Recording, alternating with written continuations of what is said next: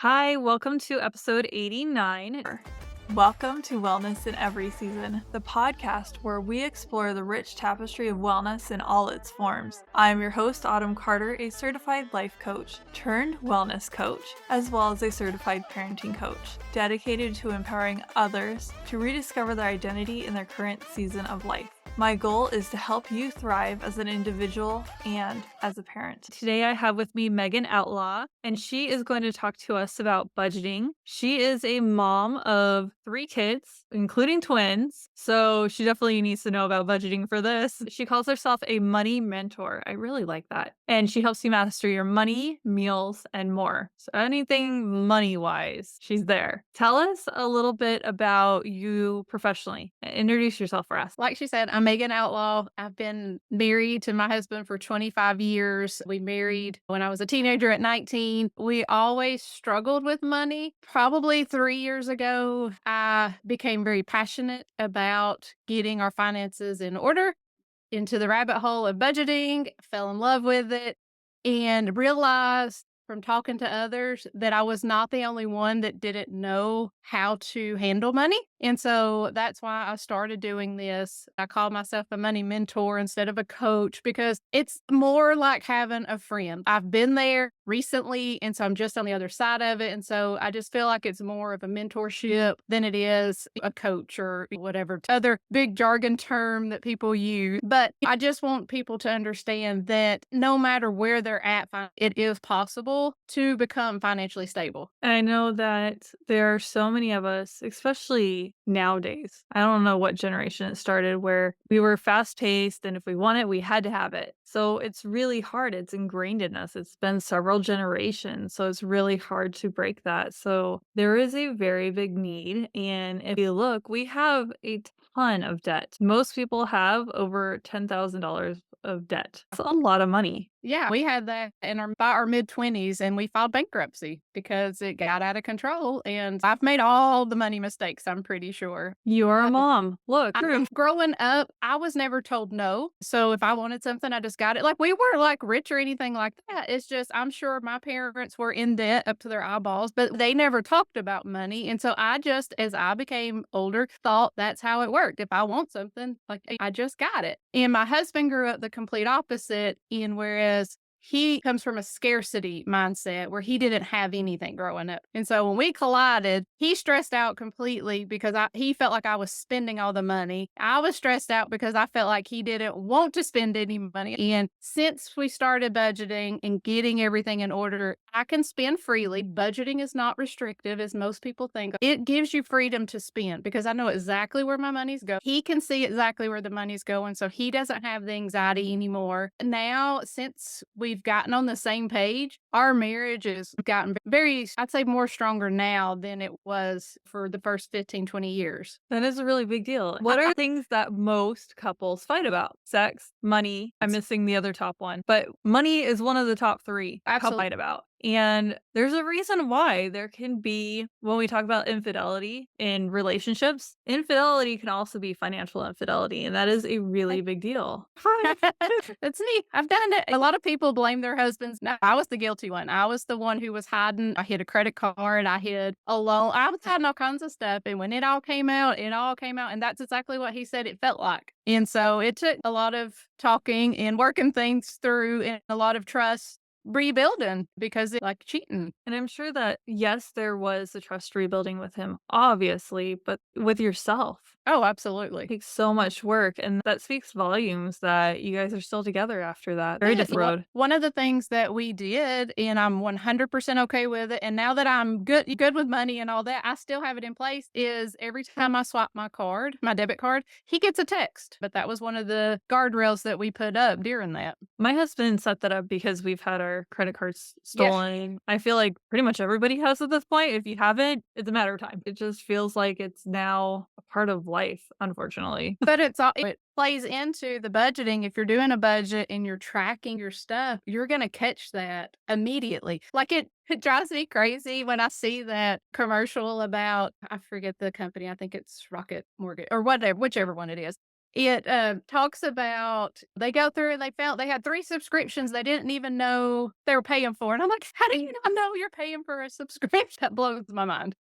It's made me want we do the free version of it. I've been curious and, like, if I did paid version, would it find something like that? Is that a thing? We're so conscious of our subscriptions and everything that it blows my mind. Most people are, but I do think some people, they just don't want to admit that they've are paying for things like a gym membership. You just kinda forget because it comes out automatically. You I can don't see look, you're that. too scared to even look. Yeah, I've had a client say that. She's like, "How do I budget when I'm scared to look at the numbers?" Those were her exact words. And I'm like, "It's a lot scarier not knowing your numbers." Yes, I was hoping we would talk about that. So we're done. Bye, guys. Right? Okay, so you told me about where you are professionally. You talked about that. So how does it work? Because there are people that have ADHD and budgeting. It can be really hard to do. What are Yes. your tips and tricks? What do you do to help other people who have it? I would love to know this. Yeah, so for me, I have to gamify it. So I have a spreadsheet. I keep it really simple too, because having ADHD, you can overcomplicate things very easily. So I just keep a very simple spreadsheet that I've created, and I plug my numbers in at the first of every month. And I'm looking at it every week, and it is to me, it's a challenge. I'm going to beat that number. I'm going to come in under what I set for the month as far as like groceries, gas, ones I can control, not the actual like house bills. And so that's my biggest one is I gamify it. And then another thing is you got to find what works for your brain. So not everybody, I love spreadsheets. I do spreadsheets for everything. And so that works for me, but that might not work for somebody else. So they may have to do it on paper in a paper planner. And so you just have to find what works for your brain, something that you'll stick with, because that's the starting a budget's one thing, but sticking to it is another. And so that is part of what I teach is starting it, sticking. I have it behind me. Start, stick, save, and stretch. Those are my cornerstones of when I talk about budgeting. Let's talk about it. Yeah. So, of course, starting is just sitting down and actually writing down everything. Because when I first started budgeting, I would just list out everything. I'm like, okay, that's less than what I bring home for the month. And then at the end of the month, I'd be like, why am I still broke? It's because you say that this is what you're going to spend, but what you actually think you're spending and what you are actually spending are not usually the same thing. And so it's very important to track those numbers. When you first start, I would say daily. And then once you get started, and you got to find, like I said earlier, the system so that you can stick with it because it's not going to be perfect for the first couple of months. You're going to mess up. You've never done it before. So you have to stick to it for several months to start seeing the at the end of the tunnel. When you start your budgeting and you start cutting out some expenses that you don't necessarily need, or if you have a goal in mind, that's where you can start saving your money. It may be $5 at the beginning, but then at the end, you may be doing $100. A lot of people have an all or nothing mindset where if I can't save hundreds of dollars, then why start? We started with $5 and $10, and it did take us probably a year. But when we finally built that emergency fund, I would just look at it and just be in shock that we did it because you don't think those $5 and $10 make a difference, but they everything adds up. And so I recently just paid my car off. So we're other than owing for our house, we're completely debt free now. That's You exciting. if you would have told me that 3 years ago, I'd have laughed in your face. It was not gonna be possible, but it's amazing what doing a budget will do. And then the stretch is just stretching that dollars. One of the things that I think goes hand in hand with budgeting is meal planning. So I like to try to stretch the dollar as far as groceries because that's when before we actually started doing a budget, we started with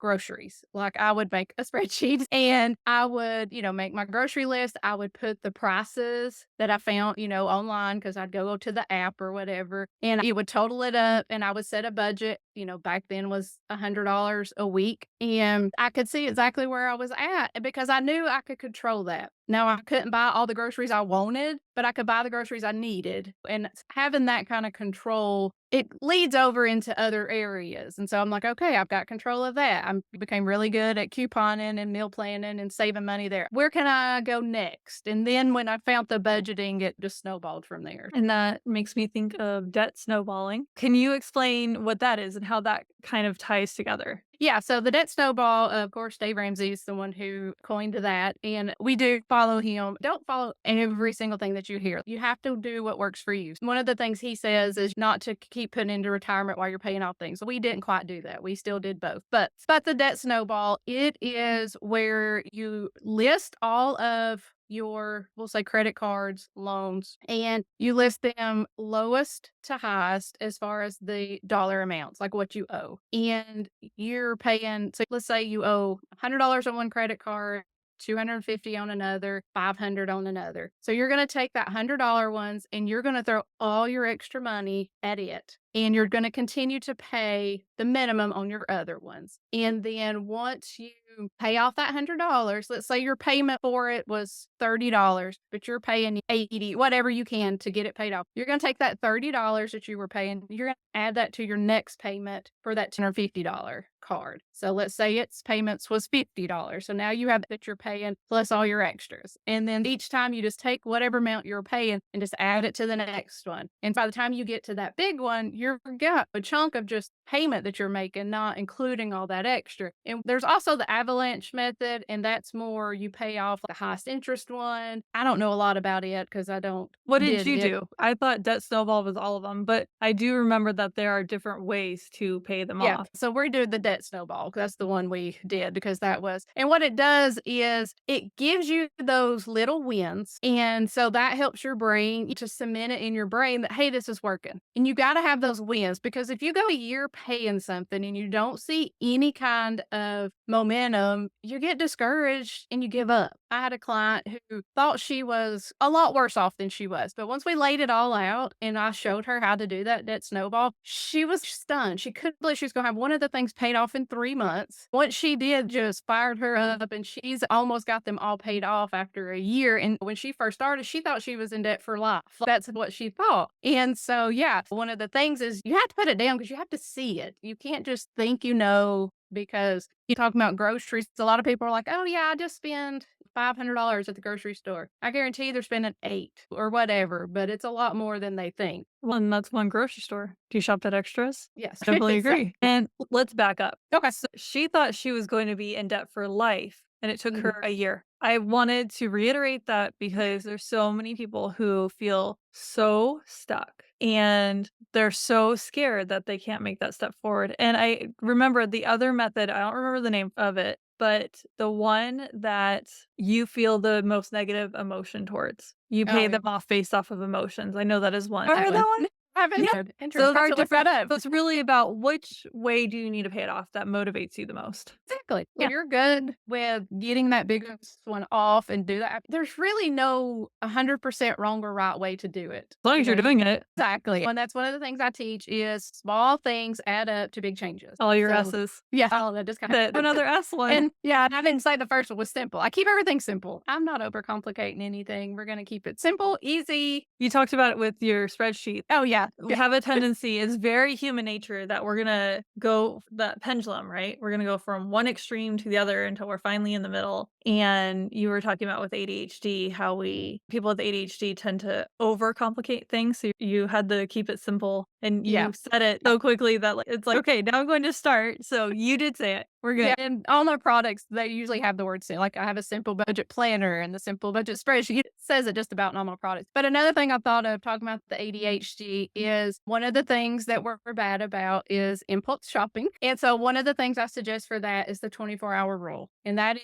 especially if you're an online shopper, put it in your cart, leave it for 24 hours. If you still feel that strong about it in 24 hours to buy it, then you can really look at buying it. But a lot of times you lose that urge. And another thing to do is take your credit cards or your debit cards or whatever, the numbers out of any online website that you go to. Because if you have to get up, go get your card out of your wallet, put in the numbers, you're going to be like, yeah, I really don't want that shirt. It's little things like that you can do that can make a difference. I think when you were talking about that is where decluttering comes in as well. But I have 4 little ones. They bring home so much extra stuff. I was telling you right before we hit record that I'm looking forward to summer being over. However, I'm not looking forward to all their stupid little trinkets that they bring home. Yeah. Every time they're done with it and turned around, I'm like, when my twins were in daycare and pre-K, they'd bring the stacks of artwork, and I'm like, Oh, it took me a long time. You have new ones on the wall. It took a long time for me to be able to get rid of that stuff. I kept everything for a long time. So now we just go through, we pick the favorites, and I have a little keepsake thing, and we keep favorites and the rest. Well, the reason why I wanted to talk about this with decluttering is you are looking through the things in your house and really take the time to how many rolls of toilet paper do you have? How many rolls do you need? Since the pandemic, it's more. Exactly. How many tumblers do you need? How many shoes do you actually wear? My Clothing, friends- hair ties. Makeup stuff, all kinds of beauty products overall. My friends make fun of me because I have clothes in my closet for 3 or 4 years. I'm like, I don't need any more. And I do once a year, I do a challenge. I think one year I did it on my blog, and then this year I did it on TikTok. I do 30 days and I wear everything in my closet. I don't wear the same thing twice because I have pared down a lot, but I still have enough. And you can get real creative and you realize, oh yeah, I really don't need to go shopping. It's fun. I still will every once in a while go buy stuff. Just because I budget doesn't mean I don't spend money, but I'm very conscious about it. I'm like, okay, I've got these pants, but I don't have a white because I know what I have. So if I find a good deal on a cute white t-shirt, then I know I can get it. I just kept thinking about Joey. Oh yeah, I love there's Chandler's part. everything. I was like, I Rob, know it's Chandler. all at once. Yeah, I know. I'm smiling though. I'm like, not a good time for me to be laughing. That wasn't at you. I was at myself remembering that. But it gives us a really good opportunity to like, what do we have? What are we buying too much of? And then I have a sister-in-law who really enjoys shopping, but she's also very picky isn't the best word. She's conscious of what she's bringing into her house. She's really good about returning things. Oh yeah. You return things. You don't have to be hold on to these things. And I really like that. Like she's still getting the dopamine hit from shopping, Right.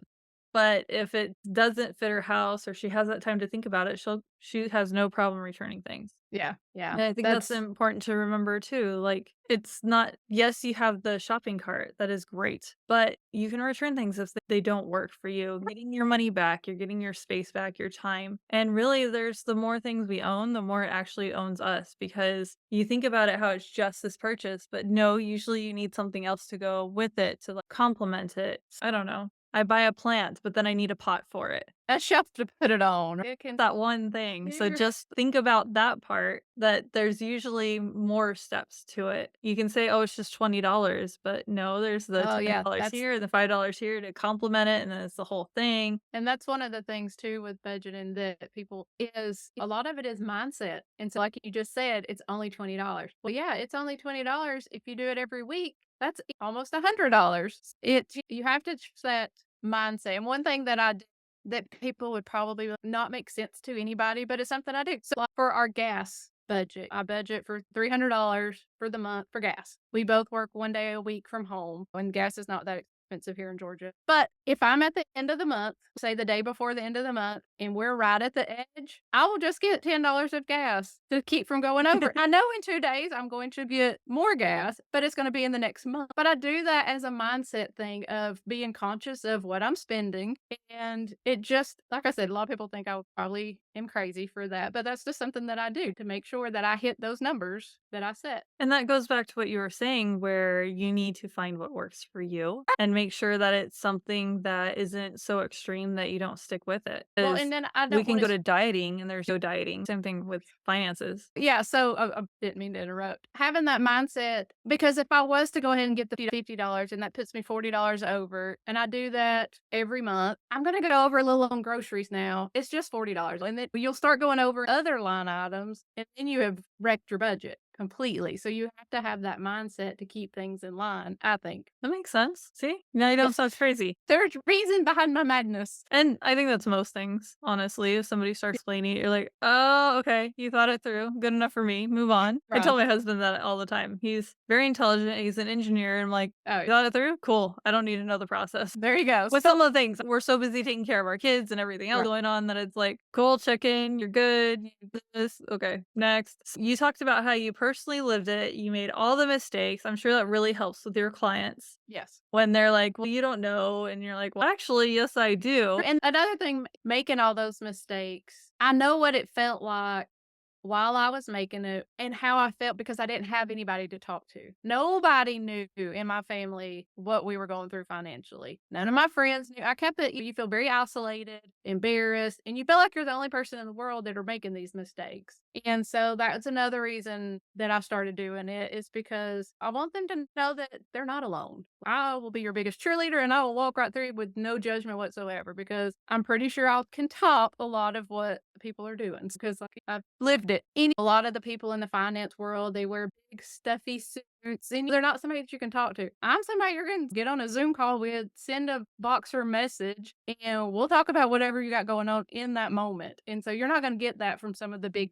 people. You're not going to have that one-on-one support. Yeah, that connection too. And wow, it just really resonated with me, you talking about how lonely that was. You were Very. hiding it from your husband, you were hiding it from everyone around you. Just you had this big secret that was scaring you. I'm sure it made it hard for you to sleep. It Yep. can really lead to health problems because of the isolation and the stress in your body. I really wanted to just reiterate some of that for the Yep. people who need to hear this. And if it's you that's going through it, or if it's somebody you know that you're finding out about this, just realize how hard this journey is. And Megan is right here telling you and shining the light like, here is the path forward. You don't have to do it alone. These people who thought they were going to live their whole lives paying off debt, they did it in a year. You can do it in just a couple of years if you have the S's, and you have Right. the support. The support. Support. See there. Keep on at it. It's gonna be this long list, like a Santa Claus list of all these Like, S's, but having the yes, support, that's a the good one proper though. support, and somebody who's been there. And that is why you say that you are a mentor Yeah. instead of using the word coach or consultant or whatever Yeah. else, because you're right there to help them, to guide them, to encourage them. There'll be some difficult conversations that you have to have sometimes with your partner or yourself. There's some honesty things that you got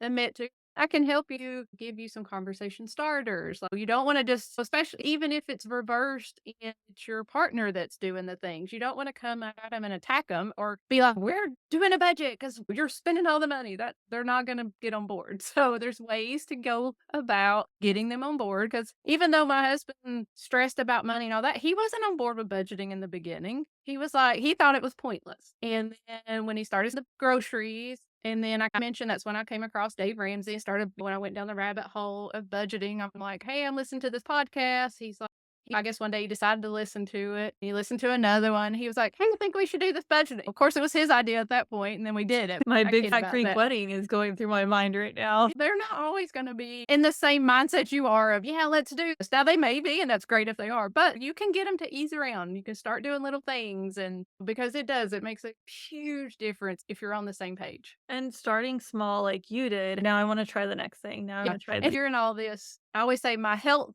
journey led to my money journey because I decided right in the middle of 2020 that I was going to get my health together. I read a book that really clicked with me. I started intermittent fasting. And when I went down that journey, I was never a reader before. I hated to read. I read, I don't know, 10 books within that year, started listening to all kinds of podcasts. And so I was like, oh, I've got my health now under control because I lost about 60 pounds.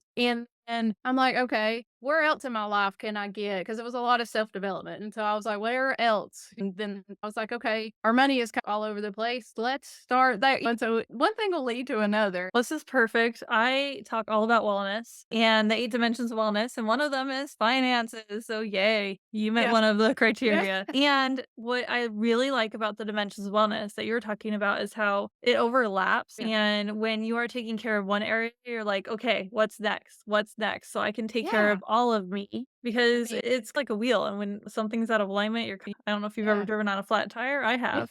And I wasn't sure what was wrong. Right. I just finished finals and it was dark and I'm tired and I'm like, I just want to get home. Went to get something to eat and came back and he was called us. He's like, I think I have a flat. And I'm like, did you drive on it? Yeah. I'm like, oh, he's like, he didn't know. He's like, it just felt funny. So he just recently moved out. And so that's another thing we do is teaching our kids about money and budgeting. And we're very open with it. We don't give them like complete details, but we're very open with them. And my oldest is 24. He moved out last year. He had saved up an entire year of rent before he moved out. So he didn't have that stress. He doesn't make that much an hour. If he didn't have that money saved up, he technically wouldn't be able to live on his own. But he did that. He's doing it. He's realizing he has to plan. And of course, he has a budget spreadsheet that he can keep up with it. I don't know how often he's doing it, but I gave it to him. We started that when he started working when he was 18. He didn't work in high school. He didn't start working until he was 18, but we showed him how to save. You don't need your whole check, put some of it up. And once he saw that money grow, he wanted to save. And so we start now with our teenage twins, same thing, talking about money because I want them to be in a place when they become adults that they understand how it works. Change that generational wealth so that they're not thinking that being broke is normal. It's a big deal. There's so many things that we can't have because of our finances. And I Yeah. mean, because we haven't saved up the money for this, and maybe it's on sale and it's something that we really need, like a new washer. Or we're living so paycheck to paycheck that it is catastrophic when, say, our washer breaks. We have less opportunities when we aren't saving and when we don't have that emergency fund. The same concept works in different areas. So I really appreciate you talking about this. Yeah, so today here in Georgia, we have septic tanks and we had to have it pumped today, $350. 3 years ago, that would have been devastating. We would have had to put it on a credit card. We would have had to, and now it's like, okay. And we were able to just do it and not have to think twice about it or put it off and then cause more problems because we couldn't afford it. But you don't know when those things are going to happen. And so you need to start being prepared for them. Or when the stars align and this dream opportunity comes along. And another thing that we do with our kids, and we never say we can't afford it. We choose our words wisely. And so we'll say we're choosing to not buy it right now. Because I don't want them to think, I want them to understand that we're making that choice. Yeah, we have the money to buy it, but we're choosing not to because either we don't need it right now or I'm sure I can find a better deal later or whatever the reason is. But I don't want them to think, oh, we're broke or whatever. And so I just always try to, like I said, choose the words wisely so that they're hearing it and learning it. And then they can start using that language too. Because I've got one of my kids is an impulse shopper. He wants it now. And so I make him do the 24-hour rule. I make him try to, because he'll buy it and then he'll be like, I don't want it. And we're like, so tried to really teach him. So even though they live it, Every Christmas, right, with kids, and you're just yeah. like, "You begged for that." And so now, and I see that with my oldest, he might not have been, he was buying an expensive computer, he was doing things with his money, and I'm like, "You paying attention?"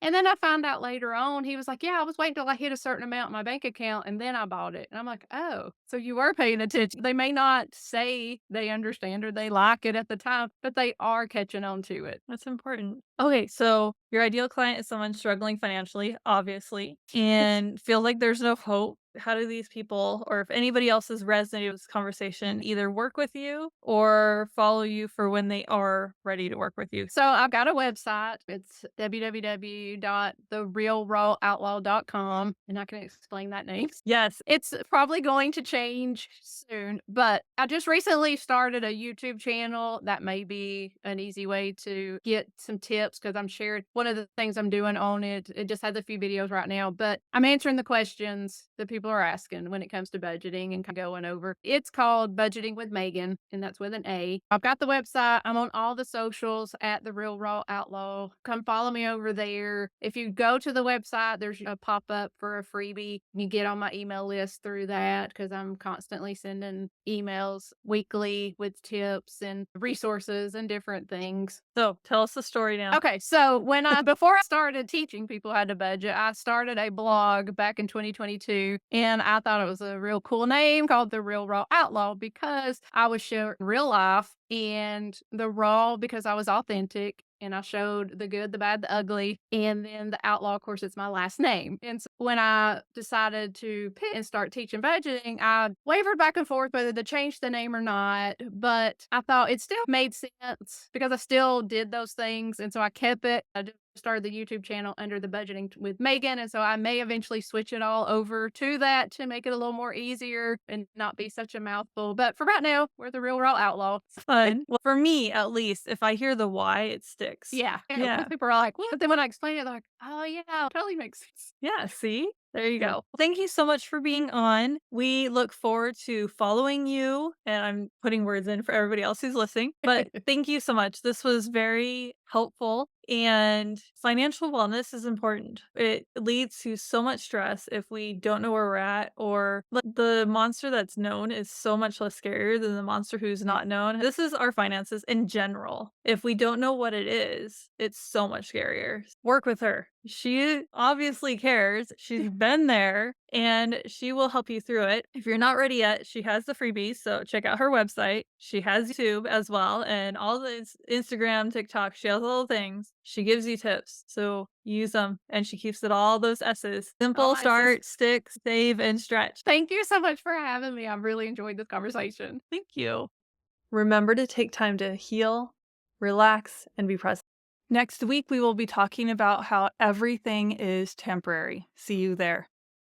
Thanks for tuning into this week's episode. I am your host, Autumn Carter, a certified life coach dedicated to empowering individuals to rediscover their identity, find balance amidst chaos, strengthen relationships, and pursue their dreams. My goal is to help people thrive in every aspect of their lives. I hope today's discussion inspired you and offered valuable insights. You can work one-on-one with me or on demand through one of my programs by visiting wellnessinEverySeason.com. Stay engaged in our wellness community by signing up for my newsletter at com/free-resources. When you join, you'll have the option to receive a 5-day guide called Awaken and Unwind, 5 days to mastering your mornings and evenings, along with free guides, special offers on my programs, practical tips, personal stories, and much more. So sign up and share it with others. I put a lot into it, and that's where you will find me showing up the most. Don't miss these valuable resources designed to help you thrive in every area of wellness in every season of life. Join today and start your journey to wellness in every season. Your shares, subscriptions, or reviews for this podcast help us reach more people seeking empowerment.